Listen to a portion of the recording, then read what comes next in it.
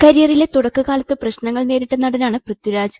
സംഘടനകൾ പൃഥ്വിരാജിനെതിരെ തിരിഞ്ഞ സമയമുണ്ടായിരുന്നു. നടൻ ദിലീപാണ് പൃഥ്വിരാജിനെതിരെ നീക്കങ്ങൾ നടത്തിയതെന്ന് അക്കാലത്ത് വ്യാപകമായ അഭ്യൂഹങ്ങളുണ്ടായിരുന്നു. ഇതേക്കുറിച്ച് ആദ്യമായി തുറന്നു സംസാരിക്കുകയാണ് പൃഥ്വിരാജിന്റെ അമ്മ നടി മല്ലിക സുകുമാരൻ.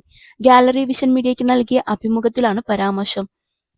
അമ്മ എന്ന സംഘടന ഉണ്ടാക്കിയ സമയത്തെ ഉദ്ദേശങ്ങളൊക്കെ വളരെ നല്ലതായിരുന്നു.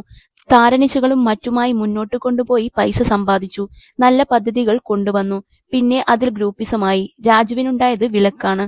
അതേക്കുറിച്ച് ഞാൻ ഒരുപാട് സംസാരിച്ചിട്ടുണ്ടെന്ന് മല്ലിക സുകുമാരൻ പറഞ്ഞു.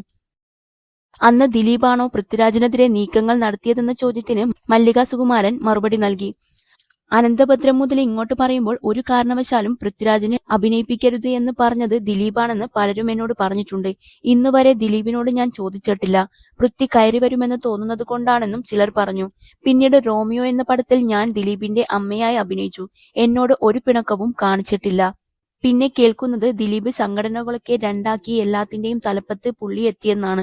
രാജു പണ്ട് അമ്മയിലുള്ള സമയത്ത് മാപ്പ് പറയണമെന്ന് പറഞ്ഞ സമയമുണ്ട്. അവൻ ഖേദം പ്രകടിപ്പിച്ച സമയത്ത് 2-3 പേർ മുദ്രാവാക്യം വിളിച്ചു പോയി. അതാരൊക്കെയായിരുന്നു എന്ന് എല്ലാവർക്കും അറിയാം. അവരുടെ പേരും വെളിപ്പെടുത്താം. ഗണേശ്, സിദ്ദീഖ്, ദിലീപ് എന്നിവർ പൃഥ്വിരാജിനെതിരായിരുന്നു. ഖേദം പറഞ്ഞാൽ പോരാ, മാപ്പ് പറയണമെന്ന് പറഞ്ഞു. പക്ഷേ എനിക്ക് അവരോടൊന്നും വിരോധമില്ല. അത് കഴിഞ്ഞു. സുകുവേട്ടന് സിനിമകളിലെ അവസരമില്ലാതാക്കിയതുപോലെ പൃഥ്വിരാജിനോടും ചെയ്യുമോ എന്ന് താനന്ന് ആശങ്കപ്പെട്ടിരുന്നെന്നും മല്ലിക സുകുമാരൻ പറഞ്ഞു. ഇതെല്ലാം കണ്ട് മുകളിൽ ഒരാൾ ഇരിപ്പുണ്ട്. എന്റെ കുഞ്ഞിനെതിരെ ആയുധമെടുത്തവർക്കൊക്കെ വലിയ ലാഭമുള്ളതായി ഞാൻ കണ്ടിട്ടില്ല.